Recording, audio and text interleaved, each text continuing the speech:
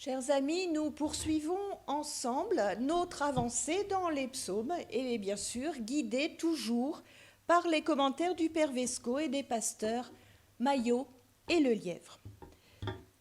Le psaume que je vous propose de lire maintenant est le psaume 56 ou bien 55 dans la numérotation catholique de notre psautier.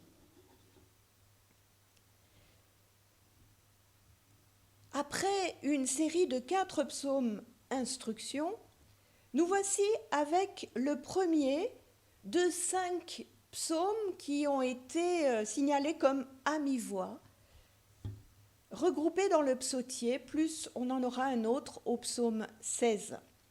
Ils sont tous attribués à David. Et ils font tous allusion à des faits historiques de la vie de David.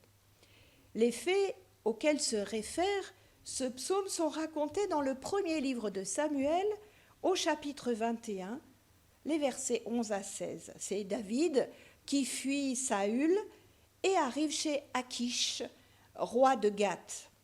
Alors, est-ce qu'il y a été conduit comme prisonnier ? Ce n'est pas très explicite dans le premier livre de Samuel, mais c'est suggéré ici par les Philistins s'étaient saisis de lui. Le premier livre de Samuel, donc au chapitre 21, verset 14, dit qu'il est entre leurs mains. Donc ça suggère quand même bien cela. Ayant peur du roi, il se fait passer pour fou et il est alors libéré. Ce psaume se présente comme une supplication. Il y a un cri d'appel et un exposé de la situation dans les versets 2 et 3. Puis une protestation de confiance au verset 4 et 5, une plainte au verset 6 et 7, une imprécation au verset 8, une demande au verset 9, à nouveau une protestation de confiance au verset 10 et un vœu d'action de grâce pour finir sur les derniers versets jusqu'au verset 14. Donc on voit bien dans ce psaume que se joue un jeu d'alternance entre crainte et confiance. Finalement, on peut se dire qu'il n'y a rien que de très humain là-dedans et il est comme nous, le psalmiste, il alterne entre la confiance et la crainte. En tout cas, le cri initial, c'est un cri d'appel qui retentit donc dès le début « Prends pitié de moi ». Et il décrit ce qui lui arrive. Il est question d'être piétiné, épié, combattu tout le jour, opprimé, et les ennemis sont nombreux. Mais, car il y a un mais, ils sont mortels, ces ennemis. Le mot met en valeur la fragilité de l'être humain.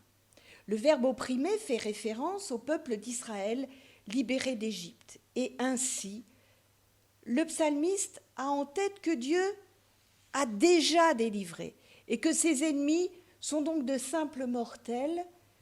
Au cœur même de sa crainte, on entend donc déjà sa confiance qui est toute prête à ressurgir, voire à s'affirmer.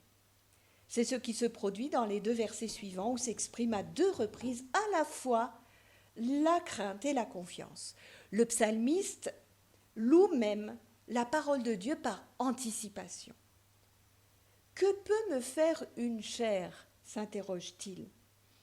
Nous revoilà devant l'opposition entre la faiblesse humaine par rapport à la puissance de Dieu, qui a déjà prouvé qu'il pouvait sauver son peuple. On retrouve cette idée dans le 2e livre des Chroniques, au chapitre 32, au verset 8, où le roi assyrien Sennachérib n'a qu'un bras de chair avec lui, alors qu'Israël a Dieu, contre lequel, bien sûr, le roi ne pourra rien faire. La chair évoque ici l'idée de ce qui est transitoire, éphémère. L'ennemi du psalmiste n'est guère qu'un humain. Il peut donc trouver, notre psalmiste, sa force en Dieu. Au verset 6, le psalmiste revient sur les agissements de ses ennemis. Il déforme ses paroles. Le verbe utilisé a le sens de tordre, de blesser. Il semble donc que ses ennemis, effectivement, déforment ses paroles dans le but de faire du mal. Il cherche même à attenter à sa vie. Il est dit, ils espèrent mon âme. Prendre garde à ses talons pourrait avoir le sens de surveiller ses arrières ou surveiller un point névralgique. On pense tout à fait à Achille et son fameux talon, comme la vipère qui mordrait au talon. Donc vraiment ce point très particulier. Le verset 8 n'est pas très clair. Est-ce que leur iniquité leur permettrait d'échapper au jugement ? Cela semble être la question du psalmiste et on comprend dès lors que cela le tourmente. Il demande alors à Dieu de les faire descendre, ces peuples. Sous-entendu, au Sheol, certainement, de manière à les faire disparaître complètement aux yeux de Dieu, puisqu'on se rappelle que le Sheol est le lieu où Dieu lui-même ne vient pas. Tandis que le regard de Dieu est sur lui, le psalmiste, il a inscrit sa fuite dans son livre. Alors, on pense au prophète Malachie, au chapitre 3, verset 16, qui fait allusion à un livre de souvenirs où est noté tout ce qui concerne ceux qui craignent Dieu, ceux qui pensent à son nom. C'est la vision d'un Dieu qui, comme les rois de ce temps, noterait tous les événements importants du règne. Ainsi, la vie d'errance de David serait notée dans le livre de Dieu. Il lui demande aussi, et c'est très beau comme demande, de placer son sanglot dans son outre. C'est là donc la vision d'un Dieu pour qui tout ce qui concerne celui qu'il aime est important, jusqu'au plus petit sanglot. Le psalmiste tient donc à ce que même ses larmes soient conservées par Dieu, puisque c'est quelque chose de fondamental pour lui, ces larmes, cette douleur qu'il exprime ainsi.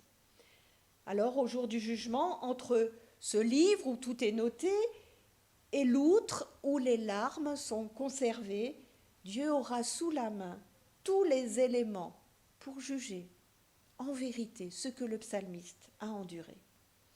Le verset 10 évoque le jugement divin. Et si les ennemis retournent en arrière, c'est bel et bien parce qu'ils subissent des revers de fortune, alors que le psalmiste, lui, sera exaucé par Dieu. Et il entonnera alors une action de grâce. Nous l'avons vu précédemment, cette action de grâce est spontanée. Elle peut consister en des chants, des prières ou des sacrifices, mais volontairement offerts, hors de toute réglementation préétablie. Ce que ce psaume met ainsi en avant, c'est donc la parole divine, la crainte et la confiance. Ces mots reviennent d'ailleurs plusieurs fois.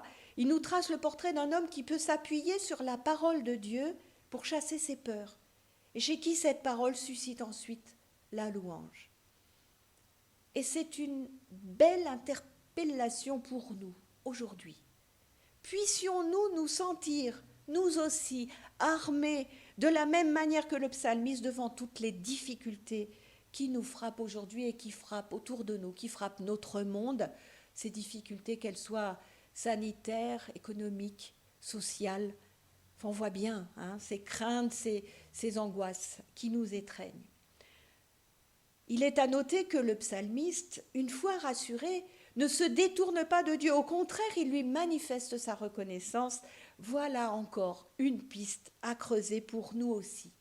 Comment pouvons-nous exprimer notre gratitude, notre reconnaissance à Dieu? Le voulons-nous? Y pensons-nous? Eh bien, dans ce moment de carême, c'est peut-être le moment de se poser cette question. Que dirons-nous à Dieu à Pâques? Au verset 11, le redoublement en Dieu, je louerai la parole, en Yahvé, je louerai la parole, précise bien, dans un psaume où Dieu, tout du long, est Elohim, qui est le Dieu qui secourt le psalmiste? Eh bien, c'est Yahvé, c'est le Dieu d'Israël, c'est le Dieu qui a fait alliance avec lui. On a déjà souvent signalé, bien sûr, il n'y a pas deux dieux, l'un qui serait Elohim et l'autre qui serait Yahvé, mais la manifestation du Dieu tel qu'il est, celui qui a fait alliance avec son peuple, c'est Yahvé. Il est touchant de voir chez le psalmiste cette alternance donc entre crainte et confiance, une crainte qui se manifeste malgré la confiance, et une confiance qui surmonte et dépasse toute crainte. Cet homme n'est-il pas, tel qu'il se présente là, notre frère? Avec ces questions qui le tirent de la peur à la confiance, leur iniquité les sauvera-t-elle? Que peut me faire un homme si Dieu est avec moi? Avec ses doutes et ses cris, avec ses demandes magnifiques, place mon sanglot dans ton outre. Et à tout cela, une belle conclusion que nous pouvons méditer utilement pour nous-mêmes. Personne ne peut rien contre moi, parce que Dieu est avec moi. Nous avons dans l'oreille, en entendant cela, les paroles de Paul dans l'Épître aux Romains, au chapitre 8, ces paroles si belles et si profondes. Je suis assuré que ni la mort, ni la vie, ni le présent, ni l'avenir, ni les puissances, ni les cimes, ni les abîmes, ni quoi que ce soit dans la création, rien ne pourra nous séparer de l'amour que Dieu nous a témoigné en Jésus-Christ, notre Seigneur. En affirmant cela, avec Paul, nous pouvons peut-être, nous aussi, manifester bien haut notre reconnaissance dans ce Dieu qui va jusqu'à nous remettre debout au cœur de toutes nos morts. Avec le psalmiste, nous pouvons alors repousser nos craintes, celles qui nous assaillent, et accueillir pleinement, avec joie, avec confiance, la vie que Dieu nous offre, lui qui est et reste avec nous. Amen.